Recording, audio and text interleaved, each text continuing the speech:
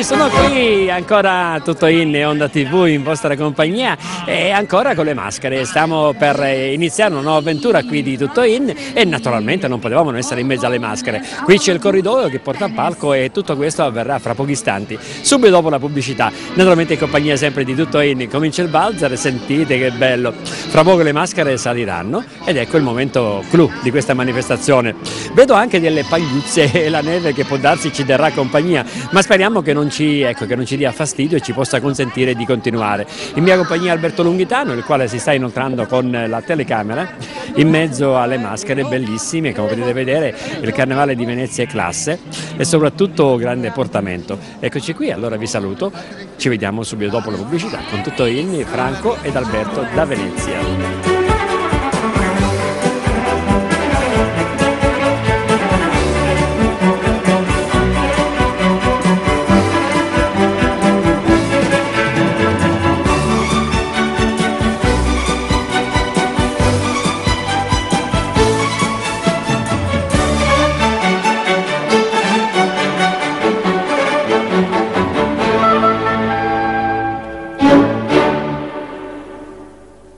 Circa del 1850, quindi insomma per i non addetti sono quelli di Sissi, no? Quelli molto ampi in cui impariamo, infatti anche durante tutta la settimana del Carnevale balliamo sul palco le quadriglie che sono insomma i balli di società di quel periodo e che aiutavano la gente così a socializzare e a fare quello che adesso si fa poi nelle discoteche. Sembra che lei faccia tutto l'anno Carnevale, ma invece non è così. Cosa fa nella vita? Io faccio un lavoro un po' particolare perché io sono una vetrinista, nonché modista, nel senso che studio tutte le acconciature per i costumi e anche per le spose.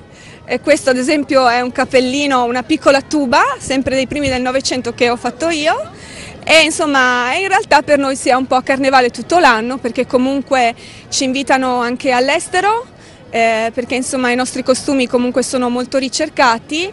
Non solo costumi, anche ballo, no? Ballate? E anche balliamo, sì, balliamo nel Settecento il minuetto e nell'Ottocento le quadriglie. Peccato che non c'è la musica per vederla. Beh, ma ieri c'era, ci sarà domenica, ci sarà lunedì, e se volete c'è questo appuntamento alle 3:30 in Piazza San Marco, lunedì. Verremo a vederla. Però ci dica, qual è, cosa le provoca essere ammirata, guardata, fotografata? Beh, diciamo che è sempre molto bello, nel senso che un po' mette così in lustro l'ego che ognuno di noi ha. Però per quanto mi riguarda, più che la fotografia così, a me piace la ricerca del costume e mi piace molto farli o farli fare e quindi ricercare tutti i particolari dell'epoca. È per questo che vesto i costumi storici. Ora andiamo ad una festa, vero? Ora andiamo al plurale, io e lei? Lei è il benvenuto. Grazie.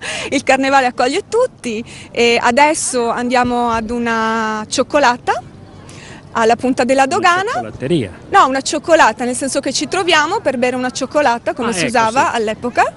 Quanti siete? Tanti? E siamo in tanti. E invece questa sera alle 7 c'è appuntamento e ci troverete tutti vestiti in 800 perché c'è una festa in stile 800 dove si balleranno le quadriglie. In un palazzo? In un palazzo, sì, in un bello. palazzo, sì.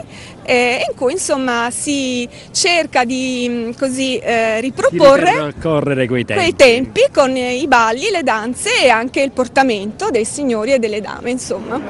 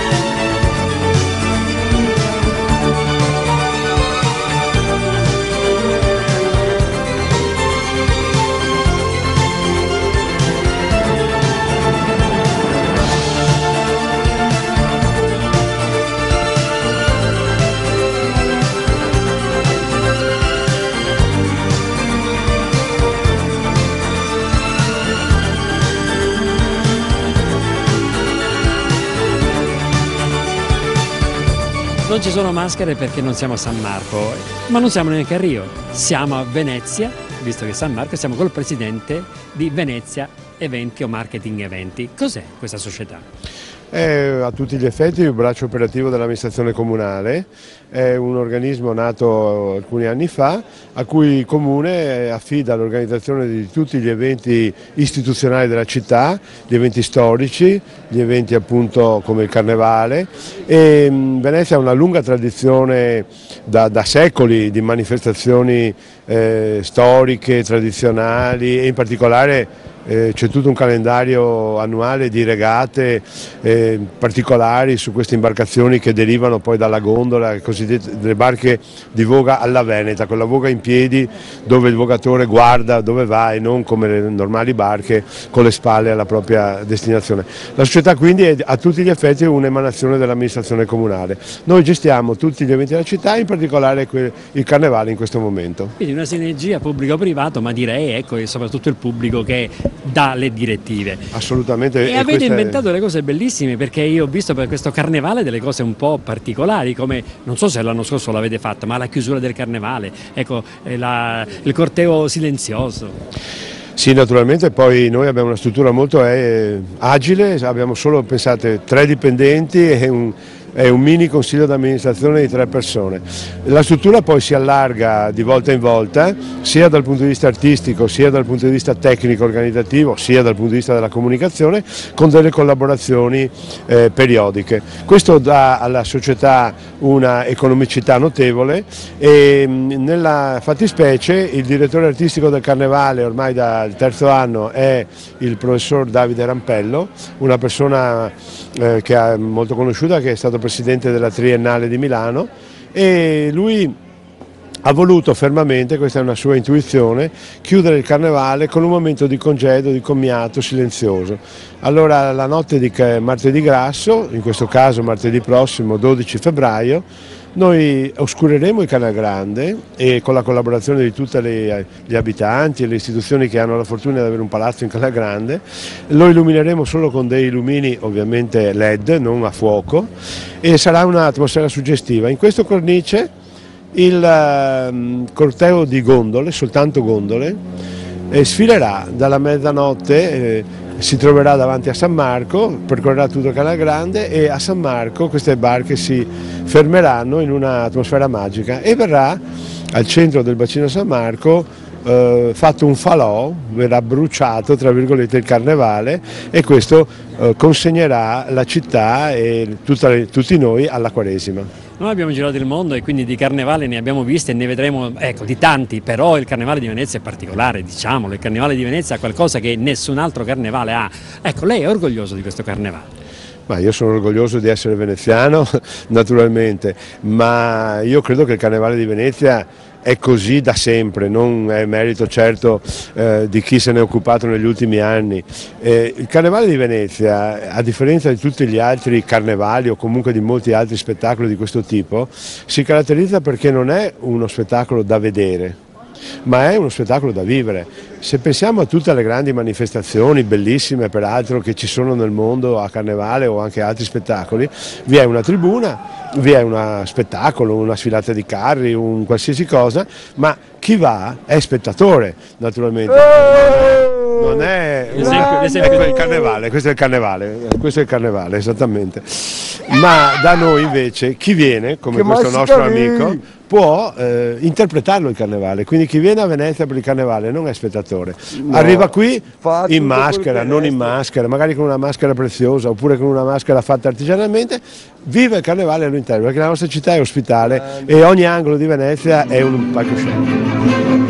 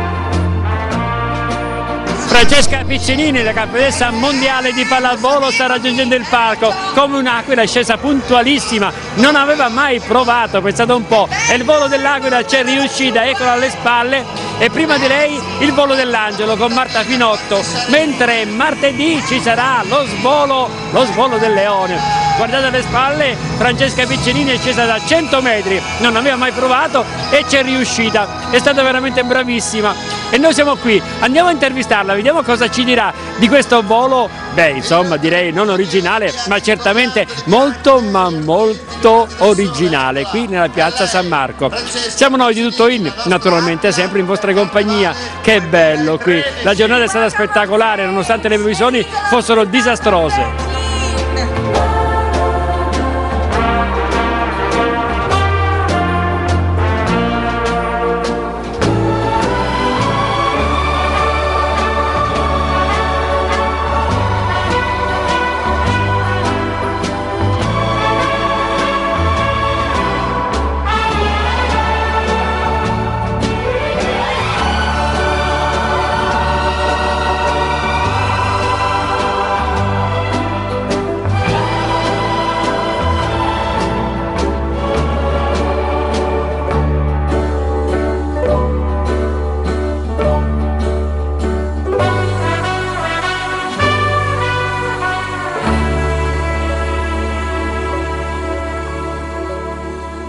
Il battito del cuore degli atleti è lento e potente, questa volta invece... È stato potentissimo, avevo tutto il corpo, un battito continuo. È stata un'emozione unica, la preparazione, quando sono uscita che ho visto tutta quella gente da così alto ho detto ma cosa sto facendo? Poi me la sono veramente goduta questo volo con tutta questa gente, è stata un'emozione unica, sicuramente farò fatica a ripeterla. È stato il momento più difficile?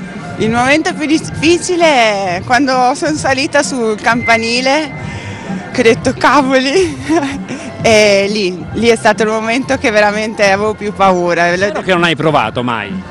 No, mi hanno solo attaccata a una scala, però così tanto di altezza da terra, ecco, così veramente poco. Insomma, ti hanno spinto giù, via. No, giù no, sono stati favolosi tutti i tecnici che sono stati vicini a me, mi hanno detto tutte le cose, tutte le domande, le paure che avevo, che è normale, non si fa tutti i giorni una cosa decente. Sera? Ieri ho giocato, abbiamo vinto 3-1.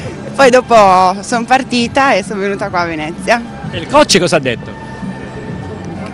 Tutte le persone mi hanno detto ma tu sei matta.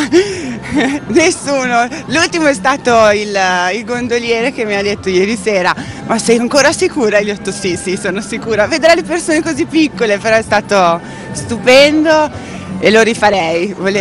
Pronta per il paracadutismo, insomma. No, adesso non esageriamo, però è stata veramente una bella emozione e devo ringraziare Venezia, tutti quelli che hanno voluto che io fossi qui oggi.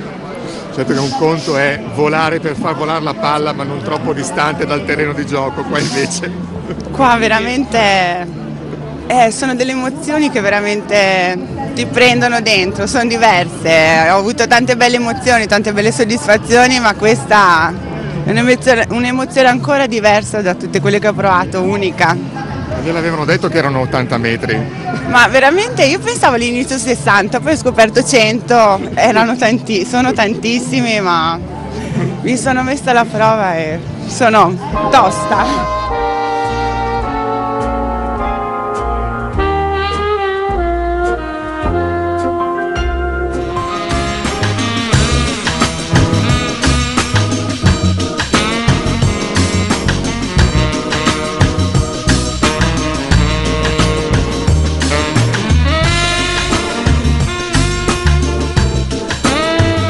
Che voce adesivo e noi andiamo a letto perché abbiamo concluso questa puntata. Io non so voi cosa farete, sicuramente continuerete a guardare la televisione, la nostra emittente Onda TV, ma noi abbiamo concluso una puntata effervescente, una puntata che parla di carnevale ma che parla anche di economia, che ha parlato anche di turismo, che ha parlato anche di artigianato, che ha parlato anche dei risvolti che il carnevale 2013, che il carnevale in generale di Venezia pone e ha posto.